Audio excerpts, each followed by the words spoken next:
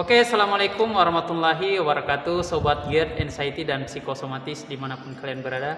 Senang sekali saya bisa menyapa kalian kembali dan seperti biasanya saya doakan kalian yang hari ini masih mempunyai banyak sekali sensasi di badan maupun di pikiran kalian. Saya doakan semoga setiap hari kalian mengalami perubahan dan insya Allah sampai pada fase kesembuhan, amin. Teman-teman Sobat GERD, Anxiety, dan Psikosomatis, nah hari ini kalian lihat saya tidak sendiri. Di sebelah saya ada teman saya ini ya, juga dia adalah orang yang terkena anxiety disorder. Nah akan tetapi teman-teman Sobat GERD, nanti kita tanyakan saja langsung ke orangnya ya, bagaimana dia pertama mengalami, rasa apa yang dia rasakan pada saat dia terkena anxiety disorder ini. Teman-teman juga mungkin sama kasusnya seperti dia ya, atau mungkin ada yang bisa lebih parah dari dia juga ya teman-teman ya. Nanti kita dengar bagaimana yang dia rasakan pada saat dia mengalami anxiety disorder. Dan dia teman-teman, anxiety disorder ini tidak hanya menyerang orang dewasa, ya, orang sudah kepala 40-an, 50-an, tapi ini juga teman-teman rentan sekali terhadap anak usia 20-an sampai bahkan anak umuran belasan teman-teman, dia bisa menyerang ya. Nah ini tuh teman-teman, saya ada teman saya ya, dia itu pernah mengalami anxiety disorder, tapi ini pengalamannya ya, ini sudah selesai, sudah sembuh kayaknya dia ya.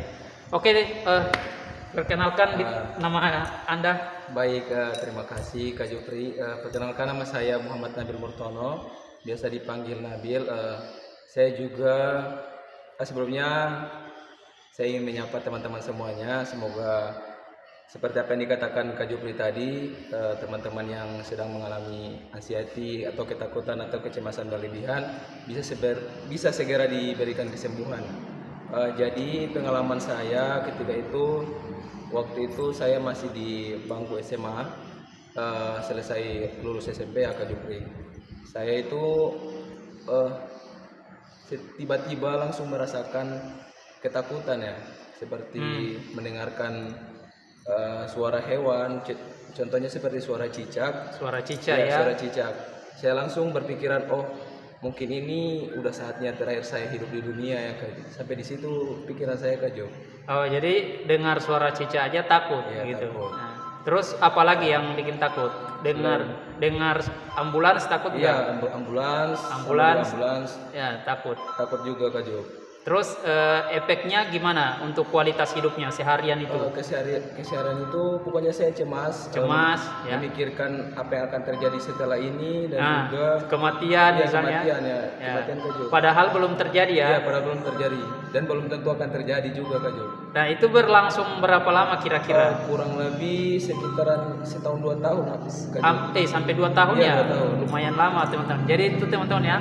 Ada lagi mungkin perasaan takut, mungkin ketika mendengar berita duka kematian, takut nggak? Iya takut juga. Saya waktu itu saya memikirkan setelah yang mati itu bakalan saya akan mati juga Kak Jo. Nah jadi kayak mau gantian ya, habis dia saya gitu. Iya, saya selanjutnya. Ada, jadi kecemasan itu ya teman-teman ya, tidak hanya menyerang orang dewasa ya. Dan di 2023 kemarin sampai 2024 ini kasus anxiety ini membludak teman-teman. Jadi itu sudah ada datanya, kalian bisa cari ya. Karena memang anxiety ini menyerang kaum milenial sama kaum Z itu teman-teman ya. Gen Z ya. Karena itu tadi berdasarkan dengan data dan kondisi-kondisi yang ada di zaman sekarang ini teman-teman, kita lebih cenderung untuk bisa terkena anxiety itu. Karena yang pertama itu faktornya adalah perkembangan zaman dan teknologi ini teman-teman. Nah seiring dengan setiap hari kita menerima informasi yang masuk ke kita, tidak hanya dari perkataan, tapi informasi yang kita lihat di media teman-teman, ini bisa menjadi pemicu bagaimana kecemasan anxiety itu datang di pikiran kita. Dari hari ini kita lihat ada berita duka, berita kecelakaan, berita hal-hal negatif yang menjadi tersaring di pikiran kita, itu menjadi pemicu bagaimana kita terkena anxiety disorder itu.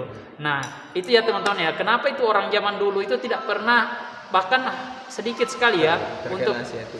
kena penyakit yang anxiety disorder ini. Nanti di tahun 2000-an semenjak munculnya era-era teknologi ini yang mulai canggih, baru tuh banyak yang namanya orang-orang kena anxiety disorder ini. Dan ini teman-teman sudah bukan hal yang aneh lagi ya, bukan hal yang lumrah lagi di tengah masyarakat, karena ini sudah banyak yang menjadi target sasaran dari anxiety ini. Nah, tapi untungnya teman-teman, si Nabil ini teman saya ini dia tidak sampai menyerang lambungnya ya, organ pencernaannya. Tidak sampai berimpact pada kesehatan. Kesehatan fisik, tidak ya, fisik tidak, ya. Tapi hanya perasaan takut, parno aja ya. Parno aja kan. Mau ngapa-ngapain udah takut ya. Takut melakukan sesuatu yang mungkin itu Padahal biasa ya. Biasa aja. Nggak perlu ditakut. Nah, itu bagaimana keluarga tahu dengan keadaan itu? Oh, waktu itu saya tidak sampai cerita. Tidak sampai cerita ya. Tidak sampai cerita, takutnya nanti berimpact pada mereka kan. Iya. Jadi nanti mereka kan juga khawatir nantinya kan. Iya. Jadi itu tipikal orang anxiety itu salah satunya itu, dia tidak ingin menyusahkan orang lain gitu. Dia itu tidak ingin membuat orang lain itu tahu kalau dia dalam keadaan yang, padahal sebenarnya memang orang anxiety itu benar-benar ingin mendapatkan perhatian ya sebenarnya ya. Tapi karena memang mungkin ada beberapa orang yang juga merasa bisa mengatasi masalahnya itu ya. Jadi tapi bagusnya alhamdulillah si Nabil ini teman-teman, dia tidak sampai ke masalah lambungnya. Nah, karena sebagian besar orang yang terkena anxiety ini dia akan men-trigger lambungnya untuk kemudian lambungnya ini bereaksi sehingga akan memicu terjadinya kenaikan gas lambung. Nah, itu karena adanya hubungan saraf yang terikat antara sistem saraf pusat otak kita dengan lambung kita. Nah, itu punya keterkaitan ya. Sudah ininya seperti itu, sudah kerja alami tubuh kita seperti itu. Nah, jadi contoh misalnya apa hubungannya? Misalnya kita lapar nih. Ketika kita lapar ya otak itu memerintahkan tubuh kita untuk mengisi si lambung. Nah, itu karena ada ikatan saraf yang terhubung di situ. Nah, tapi alhamdulillah si Nabil ini teman-teman, dia lambungnya baik-baik saja ya. Nah, dia tuh kemarin baru ikutan tes apa? Tes polisi apa tentara? Iya, tes polisi. Ya, tes polisi ya. Jadi dia itu pertanda kalau dia itu masih sehat teman-teman ya. Nah, jadi ini saya bisa menegaskan pada video saya ini ya, kalau ada yang mengatakan semua penyakit lambung itu dikarenakan anxiety ya teman-teman, tidak semuanya ya, tidak semuanya, dan tidak bagi orang yang kena anxiety itu teman-teman, saya tidak menyarankan kalian itu mengikuti cara pengobatan seperti orang yang murni karena asam lambung. Jadi ini buktinya ya, ada yang orang terkena asam lambung, habis itu misalnya diperiksa nih, dia ada gastritis, ada peradangan ya, atau ada tukak lambung. Nah, baru tuh dia setelah muncul sensasi-sensasi yang dia rasakan dari tubuhnya, ditambah lagi dengan media sosial yang dia selalu mencari informasi di dalamnya dari googling, dari Facebook, grup-grup. Nah, ini tuh membuat dia semakin takut, semakin khawatir ketika dia mendapatkan informasi yang misleading ya. Akhirnya dia tuh kena, jadi kena anxiety-nya. Nah, si Nabil ini dia hanya murni anxiety-nya ya, dia hanya murni anxiety disorder-nya, tapi dia tidak sampai menyerang organ pencernaannya. Nah, metodenya teman-teman, kalian kalau yang punya masalah gastritis atau ada peradangan dan lain sebagainya, tentu kalian wajib menjaga pola makan kalian. Seperti yang sudah saya jelaskan di video saya sebelumnya, kalian bisa tonton teman-teman.